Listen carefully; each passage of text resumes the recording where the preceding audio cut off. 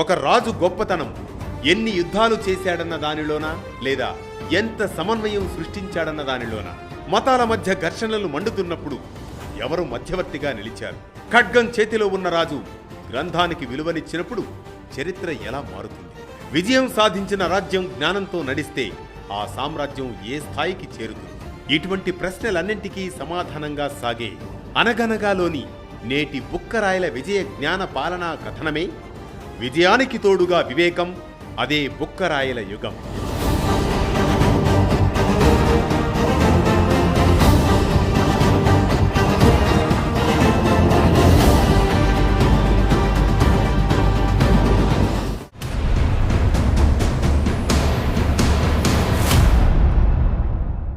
అనగనగా అది విజయనగర సామ్రాజ్యం స్థాపించబడిన సమయం. హరిహరరాయల తరువాత మొదటి బుక్కరాయలు పరిపాలించారు. విజయనగరం అప్పటికే పుట్టింది, కానీ పూర్ణంగా ఎదగాల్సి ఉంది. ఆ బాధ్యతను బుక్కరాయలు తన భుజాలపై వేసుకున్నారు. ఈ నగరం కేవలం కోటలతో కాదు, సమన్వయంతో నిలవాలి. వివాదాల మధ్య రాజ్యం బలహీనపడకూడదు. ఇదే అంతర్మదనం బుక్కరాయలు. అదే సమయంలో శ్రావణ బెళగొళ, జైనులు వైష్ణవుల మధ్య ఉద్రిక్తత, శ్రీరంగంలో శైవ వైష్ణవ విభేదాలు తలెత్తాయి. మహారాజా, ఈ మత ఘర్షణలు రాజ్య శాంతిని భంగపరుస్తున్నాయి అంటూ మంత్రి బుక్కరాయలకు వివరిస్తారు. మంత్రి, ధర్మం అంటే ఒక మార్గం కాదు, అది సహజీవనం. ఇద్దరినీ విని ఇద్దరినీ మనం నిలబెట్టాలి.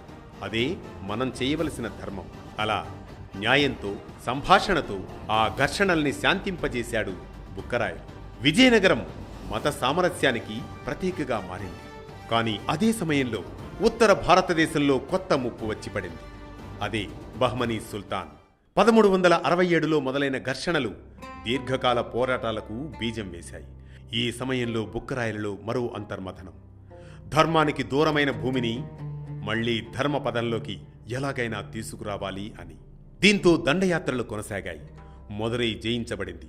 ఆ విజయాన్ని కేవలం శాసనంగా కాదు, గంగాంబ మధుర విజయంగా గ్రంథంగా మార్చింది. రాజ్యసభలో ఖడ్గాలే కాదు, కళాలు మెరిశాయి. నాచన సోముడు ఆస్థాన కవి. ఉత్తర హరివంశం, ఆంధ్ర భాషా చరిత్ర భాషకు పునాదిని వేశాయి. సాయనుడు, మాధవుడు వేదాలకు భాష్యాలు చెప్పారు. మహారాజా, వేదాలు ఇప్పుడు ప్రజల దగ్గరకు వస్తున్నాయి అంటూ మంత్రి గర్వంగా చెబుతారు బుక్కరాయలు. సబబు, అందుకే నన్ను వైదిక మార్గ ప్రవర్తకుడని పిలుస్తున్నారు ప్రజలు అని చెబుతారు బుక్కరాయలు. గోవా రేవతి ద్వీపం మాధవ మంత్రి మారప్ప సహాయంతో విజయనగర ఆధీనమైంది.